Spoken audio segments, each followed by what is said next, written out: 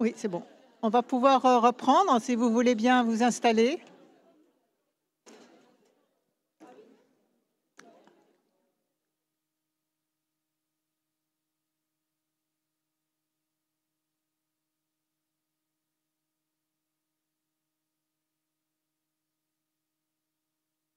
Bon, alors pour reprendre notre journée, on va avoir une séquence métabolique, pathologie métabolique, et on va commencer par une présentation sur la stéatopathie métabolique. Et donc, je remercie Laurent Serfati de nous faire cette présentation.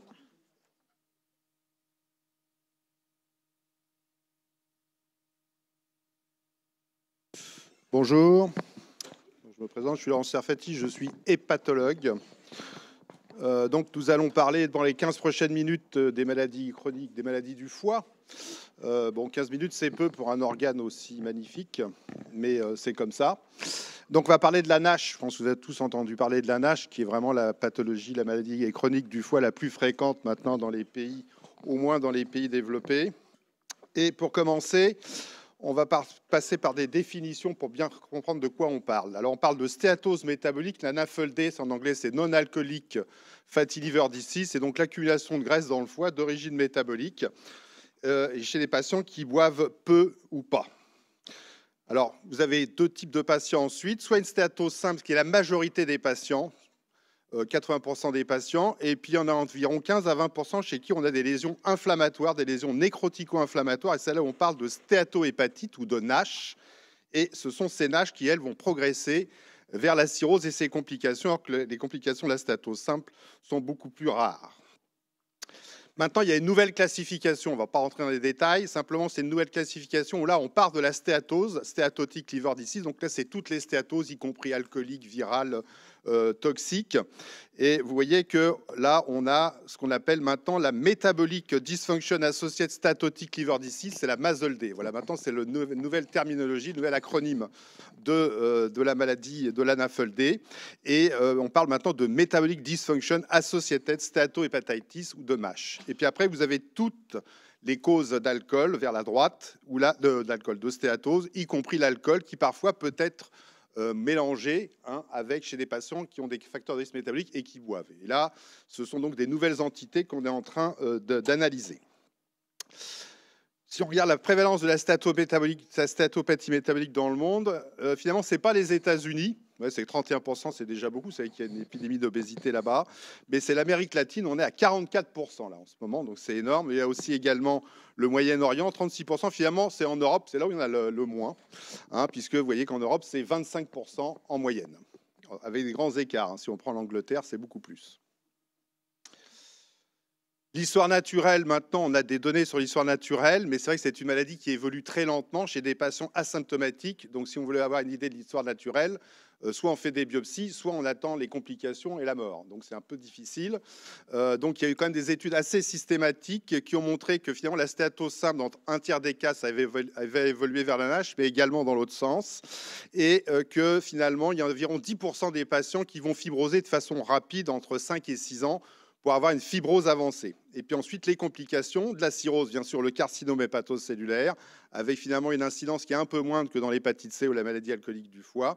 Et puis la particularité de cette maladie, c'est que dans 50% des cas de cancer du foie, eh bien, c'est un foie non cirrhotique. Donc c'est un CHC qui peut survenir, c'est un foie non cirrhotique, ce qui pose la question, bien sûr, de la surveillance des patients. Les facteurs de risque, puis l'âge, le syndrome métabolique, des facteurs génétiques, le microbiote, le nutriment, tout ça peuvent expliquer la progression de la maladie. Je ne vais pas rentrer dans le détail. Ça, c'est tous les traitements qui sont en cours d'évaluation. Enfin, il y en a encore d'autres, je ne vous ai pas tous mis, bien sûr, j'ai mis des grandes classes. On estime qu'il y a environ actuellement 300 essais dans le monde et il y a une soixantaine de nouvelles molécules. Donc, c'est un petit peu comme l'hépatite C. C'est beaucoup de laboratoires. Et finalement, celle qui tient la corde, alors je ne sais pas si on voit là, on va faire avec ça. Oula. Celle qui tient la corde, c'est le resmetirom, pardon, j'ai encore du mal à prononcer, qui est un agoniste des récepteurs thyroïdiens intrahépatiques, qui fait une espèce d'hyperthyroïdie intrahépatique. Donc ça fait diminuer la graisse, ça améliore les fonctions métaboliques et ça diminue là aussi l'inflammation. Ça, c'est le médicament qui devrait arriver sur le marché, qui est déjà sur le marché aux États-Unis. En France, en Europe, ça prend un peu plus de temps. Et puis sinon, vous voyez, il y a énormément de classes de médicaments. Les agonistes FGF21 qui marchent très très bien, qui sont en phase 3. Vous avez bien sûr les agonistes GLP1, puis les doubles et les triples agonistes sur lesquels on a beaucoup d'espoir chez nos patients. Tout ça, c'est finalement des médicaments, vous voyez, qui vont améliorer le stress métabolique, diminuer la lipotoxicité. Alors après, on a testé des médicaments anti-inflammatoires ou anti-fibrosants, et pour l'instant, c'est un échec. Tous ces médicaments se sont plantés, entre guillemets, et on a arrêté le développement. Alors maintenant, on va passer à l'étude de la NASH en population générale. Alors en population générale, on va dire, c'est en France. Jusqu'ici, on avait très peu ou pas de données sur l'épidémiologie de la NASH en France. Et grâce à la cohorte Constance, maintenant, on a des données un peu plus précises. Donc on est parti là d'une cohorte de 120 000 patients. On a exclu les patients qui avaient d'autres causes de maladies chroniques du foie, en particulier la consommation excessive d'alcool, qui est plus de 20 grammes par jour.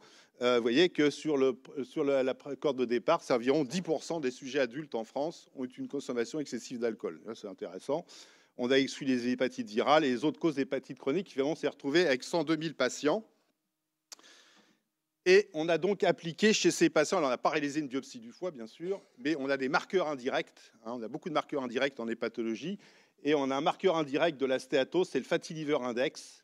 Vous voyez, et là, avec cette fatty liver index, on a déterminé qu'environ 18% de la population adulte française avait une stéatose métabolique, ce qui représente 8,5 millions de sujets. Et ensuite, on a appliqué un autre test qui est un test de fibrose. Et pour déterminer la fibrose avancée, vous voyez que sur ces patients, il y en avait 220 000 qui avaient une fibrose avancée en lien avec un foie métabolique. C'est non négligeable.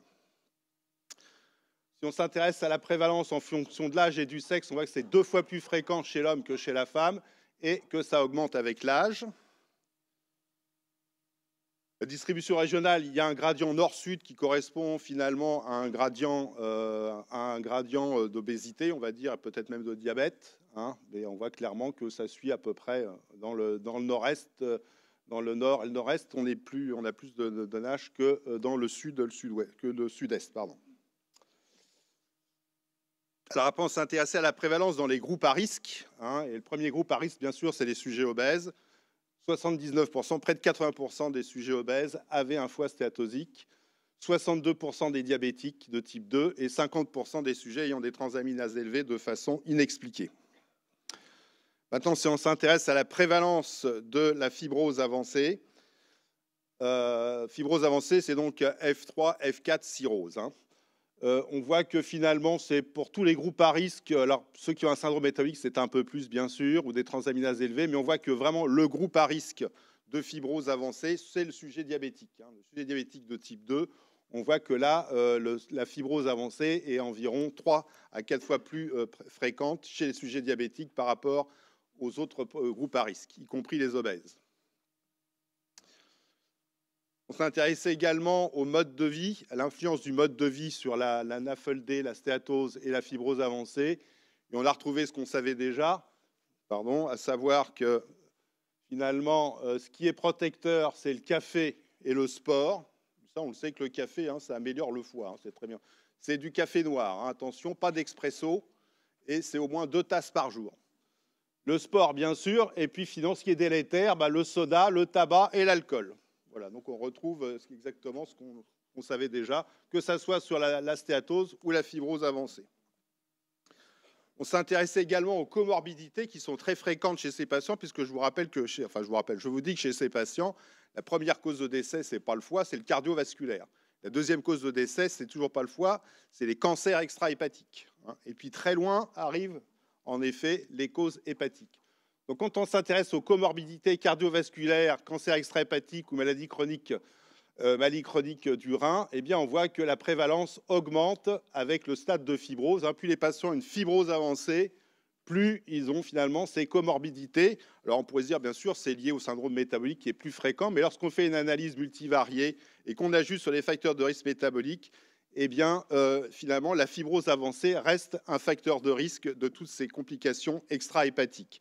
Et si on s'intéresse de plus près aux cancers, les types de cancers associés, et là encore, on ne fait que confirmer. Chez l'homme, c'est le cancer de la prostate et qui augmente avec le stade de la fibrose. le cancer du côlon, et chez la femme, c'est le cancer du sein. Voilà, donc là, ça pose des questions de faire des scores peut-être prédictifs à risque, de faire du screening chez ces patients qui ont quand même un risque non négligeable de faire des cancers. Et puis ensuite, on a lié la base de données à la base SRDS et on a donc analysé les complications en longitudinal. Donc vous voyez que ça, c'est toutes les complications SIM10 auxquelles on s'est intéressé durant le suivi. Le suivi moyen n'était pas très long, 3 ans et demi, mais comme il y avait beaucoup de patients, il y a quand même beaucoup d'événements. Vous voyez donc les événements hépatiques, le cancer du foie, la transplantation hépatique, les maladies cardiovasculaires. Donc là, on a pris infarctus, angine de poitrine, accident vasculaire cérébral et autres, la maladie chronique du rein, les cancers extra-hépatiques et le décès. Donc des événements. Et maintenant, si on classe les patients entre rouge, patients qui ont une stéatose métabolique et des patients qui n'en ont pas, on voit clairement qu'il y a un surrisque de complications hépatiques chez ces patients, un surrisque de cancer du foie, on s'y attendait, mais également des surrisques de maladies cardiovasculaires, de cancers extra-hépatiques et de maladies chroniques du rein. Et quand on s'intéresse, alors c'est toutes les causes de décès, on n'avait pas encore les causes de décès chez nos patients, donc c'est toutes causes confondues. Bon, mais il y a une surmortalité, là on s'y attendait. Alors, ce qui est intéressant de savoir, c'est finalement ce risque, est-ce qu'il persiste quand on ajuste sur tous les facteurs de risque qu'on connaît, y compris le tabac, les facteurs de risque métaboliques, l'âge, le sexe, tout. Et bien, quand on ajuste sur tous ces facteurs, eh bien, on voit que la stéatose hépatique reste donc bien sûr un facteur de risque de maladie, de complications hépatiques, mais également de maladies cardiovasculaires, avec un risque qui est quand même à 2,3, donc non négligeable. Pour les cancers les cancers extra-hépatiques, ça ne sort plus. Et pour le décès, on voit que le risque est de environ 1,4 chez les patients, indépendamment de tous les autres facteurs de risque. Maintenant, si on s'intéresse à la fibrose et qu'on classe les patients en fonction de la fibrose avancée, on voit que les risques là augmentent encore plus, en particulier pour les événements hépatiques. Vous avez une fibrose avancée, bien sûr, le risque de complications hépatiques est beaucoup plus important encore. Mais également les maladies cardiovasculaires, là encore, ça sort de façon indépendante. Les cancers extra-hépatiques, cette fois-ci, sont corrélés au stade de fibrose, donc ça sort de façon indépendante. Également le décès, vous voyez, on est presque à 3 chez les patients, 3 fois plus de risque de décéder chez les patients ayant une fibrose avancée. Ensuite, on va terminer sur des populations d'intérêt qu'on a étudiées, à savoir les diabétiques de type 2 et le sujet mince. Alors le diabétique de type 2, vous voyez qu'on a divisé la population entre 4 populations, des patients avec NAFLD diabétique ou non et des patients non NAFLD non diabétiques. Déjà, si on s'intéresse à la fibrose avancée, on voit que chez le diabétique, le risque est 4 fois plus élevé que chez le diabétique NAFLD que chez le non-diabétique NAFLD. Donc quand vous avez une stéatose et que vous avez un diabète, c'est vraiment le facteur de risque de fibrose avancée. Et quand on s'intéresse aux complications hépatiques ou aux complications liées au diabète, eh bien on voit clairement que la NAFLD chez le diabétique, bien sûr, augmente le risque de complications hépatiques, mais également de complications cardiovasculaires et également de décès. Et puis on s'est intéressé, alors oui, quand on s'intéresse également aux facteurs de risque de fibrose, du stade de fibrose avancée, on trouve les facteurs de risque habituels, mais on trouve également la sévérité du diabète. S'il y avait plus de patients insulino-requérants, de patients avec des complications liées au diabète, donc des diabètes avancés, plus le diabète est avancé, plus la fibrose est avancée. Et puis on s'est intéressé également, pour terminer, à ce qu'on appelle au lean NASH. Alors, il y a beaucoup de littérature sur ces patients minces qui ont quand même des NASH. Nous, l'impression clinique qu'on a, c'est quand on les voit en consultation, et éventuellement qu'on leur fait des biopsies, on a l'impression que l'atteinte hépatique est souvent sévère. Souvent, c'est des patients, vous voyez, qui sont jeunes, plutôt des femmes d'origine asiatique. Il y a beaucoup d'asiatiques avec des lignes NASH. Et finalement, eh bien, on s'est intéressé donc à cette population. Donc, on a repris nos patients NAFLD, mais on les a divisés entre patients en ligne avec un BMI, un IMC inférieur à 25 et les autres supérieurs à 25. En premier lieu, la fibrose, vous voyez que chez les lignes NAFLD, là encore, la fibrose avancée est beaucoup plus fréquente que chez les non-lignes NAFLD. Donc, ça veut dire que peut-être l'obésité serait protectrice pour la NAFLD. Et puis, quand on s'intéresse aux complications longitudinales, donc les complications hépatiques sont beaucoup plus fréquentes chez ces patients-là, carcinome hépatocellulaire, cirrhose décompensée. Quand on s'intéresse aux maladies cardiovasculaires, par contre, là, l'obésité, bien sûr, reprend le dessus. Si vous avez de l'obésité, plus de risque de faire une maladie cardiovasculaire que si vous êtes mince, même si vous avez une NASH. Et également en termes de survie, on voit que là encore, c'est des patients qui décèdent beaucoup plus que les patients en surpoids ou obèses. Donc c'est quelque chose qui est en cours. Là, on va essayer de lancer une étude génétique chez ces patients parce qu'on sait qu'il y a des gènes qui favorisent la NASH et ses complications. Donc ça, c'est en cours. Donc en conclusion, donc les biomarqueurs de NAFLD et de fibrose appliqués à une large cohorte de représentative de la population générale adulte française sans consommation excessive d'alcool ou d'hépatite virale chronique indiquent que la NAFLD atteint un sujet adulte sur 6 en France, que la fibrose avancée est observée chez 2,6% de ces patients stéatosiques, mais 4 fois plus chez le sujet diabétique de type 2, que l'âge, le sexe, les anomalies métaboliques et le mode de vie sont les principaux facteurs de risque de NAFLD et de fibrose, que la NAFLD et surtout la fibrose sont associés à un surrisque de complications hépatiques, mais également cardiovasculaires et une surmortalité indépendamment des facteurs de risque habituels. Donc, ce qu'on peut dire, c'est que Constance permet de générer des données vraie vie pour l'évaluation de la NAFLD en France. En termes de politique de santé, ces données pourraient être utilisées pour estimer le fardeau sanitaire et économique de la NAFLD et définir les populations cibles pour le dépistage, très important. Et ces données pourraient également permettre d'optimiser les stratégies pour la conception des essais thérapeutiques en termes de population cible, de taille et de durée des essais. Donc, ces travaux ont fait l'objet de pas mal de publications. Et là, actuellement, on relance une deuxième tranche, on va dire, NASHCO2, où là, on va s'intéresser à l'épidémiologie géospatiale.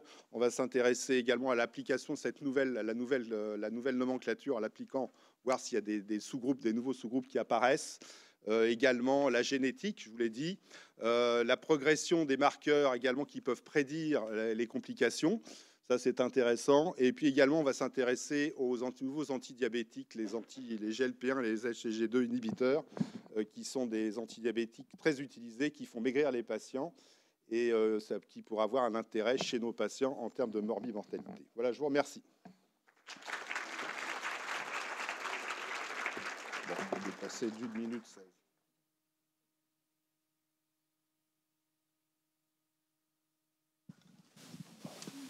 Quoi ? On aime bien le foie, puisqu'il va y avoir une autre présentation sur le foie, ne désespère pas.